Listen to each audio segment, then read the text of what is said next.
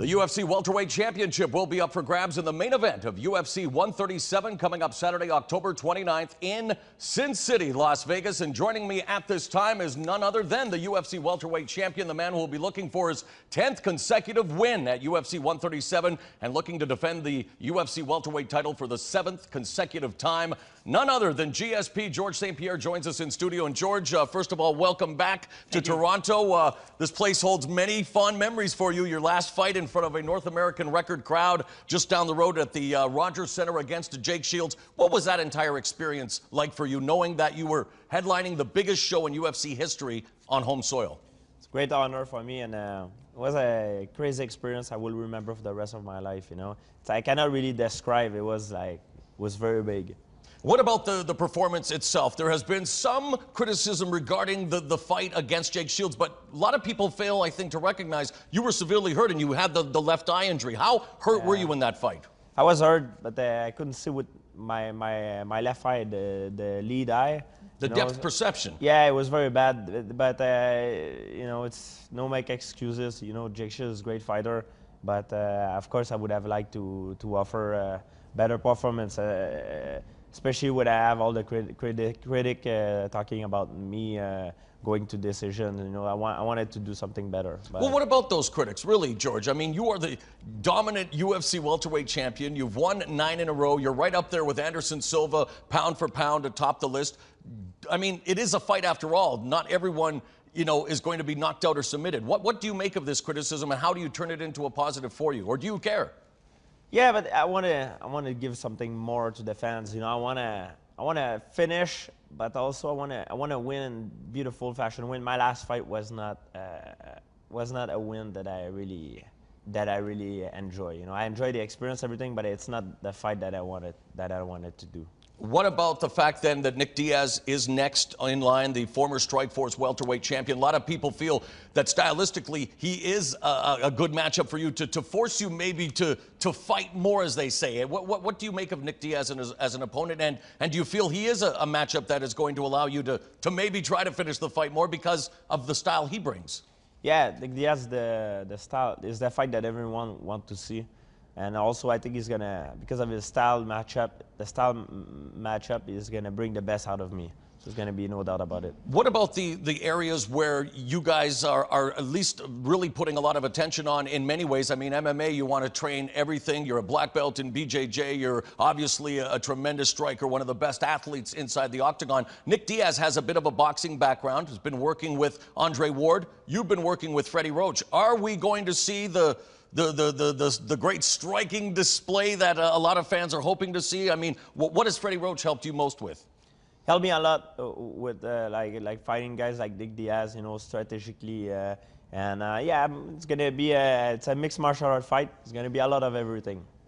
A lot of people feel that you come up with some of the best game plans. You're very cerebral when it comes to MMA. Do you ever feel that you might overthink certain strategies, and maybe that is why at times you feel that you're not able to give a performance that you think you need to do? I mean, they say overanalysis leads to paralysis. I know you're a perfectionist. It's true. It's true. One of my problems sometimes because I overanalyze everything, so I miss the opportunity. So that for my next fight, I want to be more opportunist and going more with the instinct and do it more that way. I think it's gonna pay off. I've been training a lot for that. What about training? I know you're very big on gymnastics. Recently, you took it up about a year ago, and you've been really vocal about how it's helped your overall athleticism and your respect for gymnastics. Talk a little bit about your involvement there and how it's helped you in your MMA career. My only regret is should have started gymnastics a long time ago. It's an amazing sport. I became a huge fan of gymnastics from the first day that I had my first session of gymnastics. Before, I knew these guys were great athletes, but I never understood how hard and demanding was the gymnastics until I actually did the gymnastics lesson. And it's one of my favorite sports, and I really enjoy doing it. It helped me a lot. Why do you like it so much? Make me more athletic, make me better coordination, and I just like it. It's fun. It's like being a ninja in some ways. And how has it then helped you prepare? Is it more from the athletic areas, or are you able to actually use certain gymnastic moves and incorporating them into your MMA routine? We've seen what Anthony Pettis has been doing with watching, Ong Bak films and stuff. Are we going to see some crazy gymnastics moves in GSP title fight? I think it helped me with my overall athleticism, but especially for my therapeutic standpoint, I think it's very good for the body. It make my career longer, longevity, and it's very good. What about the approach you've always had? As we mentioned earlier, the cerebral approach. You have Firas Zahabi. You have so many great training partners and minds. Greg Jackson, of course, involved with you. What is the process now for GSP? We hear you talk about wanting to fight for legacy. Are you happy where you're at mindset-wise in terms of what the future holds for GSP? What are the changes you'd like to see made? Yeah, I want to, because of the criticism, I always care what the fan says. It's for sure I'm fighting for the fans as well. I'm fighting for myself, but for the fans. And I want to finish. I want to be more, I want to take my opponent out. I want to try to fight more with the instinct. It's important to be methodical, but overthinking, like you said, leads up to paralysis. And sometimes I miss some opportunity, and I want to jump in and do it well. What do you think of Nick Diaz, the opponent, the fighter, the person? He was supposed to be on this media tour with you. I heard he missed his flight. Not the first time for Diaz, and he's known for his trash talking, wanting to get into the mind of his opponents. You never seem to be a guy affected by that. But what do you think about Nick Diaz overall, the persona of who he is and what he brings to you on October 29th? Well, he's a very skilled guy, and he wanted to fight me for a long time. I want to, and me, I always never back down on nobody. I always fight whoever the UFC put in front of me. I want to fight the best, and right now Nick Diaz deserves a shot, and it's the fight that everyone wants to see. So it's like champion versus champion, because Nick Diaz is a champion too. He's got the spirit that comes with it. So it's going to be hard to break him, but I'm going to work hard and do it. In the wake of what happened recently in Brazil with Anderson Silva dispatching Yushin Okami, UFC President Dana White seems to be warming up more and more to a possible super fight down the road between the UFC middleweight champion and yourself. We've talked about it before, George, where you say, of course you're concentrating on Diaz, that's the pure focus, but what about this other talk then? I mean, do you get tired of always being put in that position when you still have your own fight to worry about here? Are you warming up to a possible super fight down the road, or do you want to just concentrate on the here and now? Right now, I just focus on one fight at a time, because you never know what's going on, depend on the outcome of my fight, of his fight, and depend on the other fight as well. Not a long time ago, people were talking about me facing Rick Story. At some point, it was a big hype because of his win over Alves, but now after he lost to Brederman, nobody talks about it. So it's always depend of the timing and also the outcome of the fight. And also one thing is, this fight happened, is he going to come down? Am I going up? He seems to be open to a catchweight fight. I've heard him say at 180. Yeah. Are you? He used to fight at, Anderson used to fight at 168, not like a few years ago, For me, my physical type, I'm an ectomorph, it's very hard for me to put weight on. It's very hard to lose weight. I always walk around about the same weight. Of course, I could put weight on, I could lose weight, but it will take a certain amount of time. And is the UFC, the fans are ready to give me the time to do that. And if they give me the time to do that, Anderson would not be able to fight too, because if a bad luck happened and someone lose, you know what I mean? This fight go out the window, so it takes time, you need diet. And George, and I agree with you, but there are going to be people watching saying, well, maybe George doesn't want this fight. Maybe it doesn't matter. Do you need to fight Anderson Silva for your career to be, complete? Right. It's a hard thing to say, because right now I'm fighting Nick Diaz, and who knows what's going to happen. And the pound-for-pound ranking is changing all the time. And it's mythical. If one guy loses, this whole thing is out the window. So we never know. Right now, it makes sense for people to say it. Well, I have other business to take care of now. I'm fighting Nick Diaz. And, after I'm fighting Nick Diaz, maybe he's going to have another fight lined up. So we really don't know right now. It's interesting you brought up the pound-for-pound rankings. And, I mean, it's a good forum for debate online. Everyone, has a point. There's no real formula, cut and dried, but does it matter to you? Do you need to retire, pound for pound, the best mixed martial artist on the planet? Well, I'm going to tell you something. Everything that comes up, goes down at a certain point. I'm very strong now. I'm very fast. I'm on top of the world. I won't be like this for forever. You know, right now I'm good. You know, and I try to enjoy the ride as long as it takes.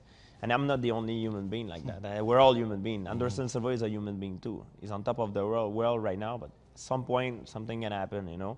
Or maybe he's gonna take his retire. Maybe he's gonna, you know. We never know what the outcome in life.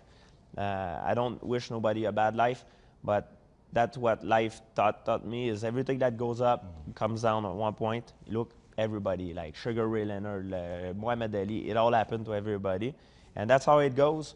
Do you want to avoid that then, though? I agree with you. I don't think Muhammad Ali should have ever fought Larry Holmes. I don't think Michael Jordan should have come back in a Washington Wizards uniform. What do you think is the game plan then for GSP? It's very hard to retire on top. It's very, very hard. Almost nobody has done it, you know. It's extremely hard. Why is it so hard, GSP? For you being a world-class athlete and a champion, is it the rush? Is it the addiction? What is it for you? Everything. Because if you retire when you're on top, people will blame you. They will be like, oh, you should have done this, should have done that. If let's say I retire right now, people say, oh, George, he was afraid of fighting Nick Diaz. He was afraid of fighting Anderson Silva. He was afraid of fighting whoever next gonna be the next big thing. So we're always gonna be criticizing, but in a way, as an athlete, I want to push myself to the limit. I want to see until where I'm going to be stopped, you know. It's also a little bit of a challenge, but even though it's bad for me to do that, I'm curious to know where I can go. And it's interesting because now we're hearing UFC President Dana White saying that Anderson Silva, by defeating Yushin Okami, has mainly cleared out the middleweight division. You mentioned Rick Story, and of course, Nick Diaz, again, October 29th, UFC 137. It's for the welterweight title, and I almost feel like, you know, even this interview, I'm not trying to disrespect Nick Diaz, but there are so many possible storylines for you in the future, and people want to know. You mentioned Rick Story. What about Carlos Condit? If he beats BJ Penn, is that a fight that might not interest you? Or Jake Ellenberger, or Jake Shields? I think there are still some welterweights out there that might pose a challenge. And it's also, you talk about, it's the weight class. In my weight class, I feel the competition is different, you know. Some weight class, the competition are different than other weight class, you know. I'm very busy in my weight class. A lot of things going on, you know. So I just don't know what's gonna happen next. You know, I don't close the door, but we don't know. You know. Someone that you have definitely mentored, and in talking to him, I'm talking about Rory McDonald, another Canadian welterweight on the rise. He holds you in very high esteem. I know you know, he sings your praises. What's he been like? The 21-year-old from Kelowna, British Columbia, who's just been a revelation so far inside the octagon. Yeah, he's amazing. This kid is amazing. He's incredible talent. You know, I think he's gonna be I think he has the power to be the greatest. You know. What are the similarities you see between you and him, and what are the biggest differences? Because I think a lot of people, always the next GSP. No, he's the first Rory McDonald. No, he's not the next GSP. He's better than GSP. Wow. Why do you say that? Because when I was 22 years old, I was not as good as him as he is right now. That's how the sport goes, you know. It's not something bad, you know, and I'm not afraid to say it. Of course, you know? No, I you agree see with in you. hockey, in 100 meter, the record get beat all the time. In mixed martial art is the same thing. For my time, 10 years ago when I started fighting, I was good, and I was the big thing, you know. When I started like 8 years ago, but now Rory McDonald is a new generation. All the mistakes that I've done in the past, everything. All the stuff that my experience that I bring with me, I give it to him, and he's 22 years old, and he has all the knowledge of all the people that surround him that I didn't have back in the day. So I think Rory McDonald is not only the next GSP. I think he's going to be better than I am, and I hope I have a great expectation from him. I already know the answer to the question, but it has to be asked because he's still in the same weight class. Then are you? I mean, you're thinking he will be eventually a champion. You will never face Rory McDonald. I think he's better than me. I think he's when he's gonna come on that level, I'll be already retired. And I think it's a good thing for me to retire before I reach the top. You've been working also with Roger Gracie. I know he's facing King Mo Lawal, the former Strikeforce light heavyweight champion, on Saturday night in Cincinnati, the Strikeforce card there. What's it been like, and why the connection with Roger Gracie? Roger is amazing. I mean, he's the best at what he does in Brazilian Jiu-Jitsu, and he trained really hard, a very dedicated athlete, and well, I mean, he's a good friend of mine as well, and I'm pretty confident of him and for his next fight. Why? What brings you the confidence? Obviously, Abu Dhabi champion. We've talked about his credentials as a grappler against King Mo, wrestling standout. Obviously, have you been helping him with? What have you helped him with most? The striking aspect, the overall athleticism? Because obviously you're getting something from him, but he's also getting something from working with you, right? Yeah, of course. We help each other, you know, with different things. But I think his talent, his skills, and his work ethic will make the difference. What about Firas Zahabi, your trainer in Montreal? I kind of call him the Doogie Howser of MMA trainers because he's a young guy on the way up. But it seems like Montreal, just like Las Vegas, the fight capital of the world, Montreal definitely the fight capital of Canada, and the TriStar Gym beginning to attract not only guys like Rory McDonald, but I know Kenny Florian has worked there, Miguel Torres.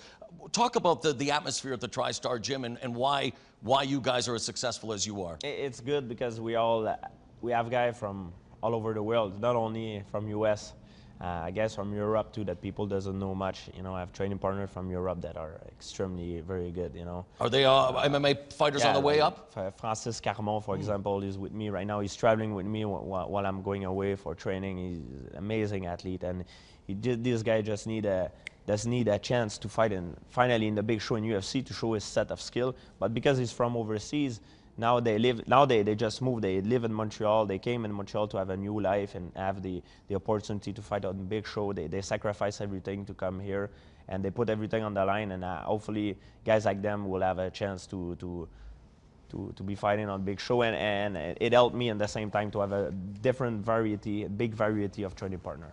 So what does Firas Zahabi bring to the table then? Why is he such a great trainer? He's a great trainer because he has an incredible diversity of fighter with different set of skills. And Firas is a very cerebral guy. He's very smart.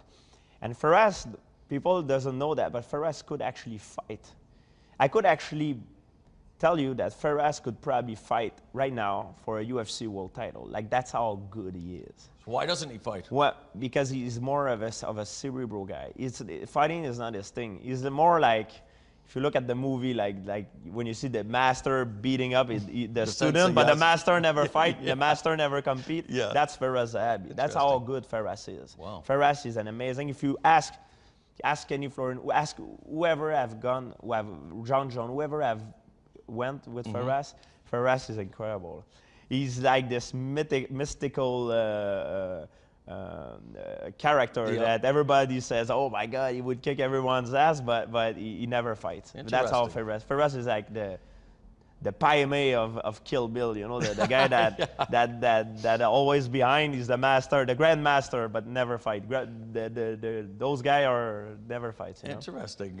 Before we let you go, GSP, obviously big things happening in the UFC on the heels of the record-breaking attendance in Toronto and a card that you headlined, the amazing show in Brazil, and now, of course, UFC on Fox beginning in November. And boy, you talk about pulling out all the stops. Heavyweight title fight between Cain Velasquez and Junior Dos Santos. As a champion and as, you know, a fighter, what do you think about the UFC putting a heavyweight title fight for free on television? Do you think this is the sign of things to come and that maybe pay-per-view is going to change in the way business is done? I don't think pay-per-view is going to change. I think maybe it's a point that the UFC wanted to make, you know, business. Maybe it's a business strategy. I'm in a fighting business. I'm not very good in business, but I think it has more to do with a business strategy standpoint. I know the UFC are incredibly smart with their decision in business. They're there and successful for a reason, so I know it's for a good reason. I know preparation is underway for the Nick Diaz title fight at UFC 137 in October. Before we let you go, what did the UFC welterweight champion do on his summer vacation? I know you like to travel. Can you shed some light on with what happened this summer? This summer I had a chance. I went on vacation in Saint-Tropez. So Vacation, but I always train, so I never get out of shape. You know, always been training. So I went in France, see a couple of old friends of mine, and had time to party a little bit. And a chance for you to give a plug here too, because you've come out with your own workout routine, Rush Fit. What tell us a little bit about that, and can it help me? I did. I came up with a workout routine that for people that work 9 to 5, people that are not interested of getting hit or doing martial art or sparring, yeah. But they want to have the same shape as a mixed martial art fighter or being at the same fitness level. So we made a program for So them. it's called GSP's Rush Fit, and it's available? It's available everywhere in store. You can go on the internet, check it out. It's amazing. Well, I thank you very much for this, George. Good luck at UFC 137 October 29th. UFC welterweight champion George St-Pierre will defend the title against Nick Diaz live on pay-per-view.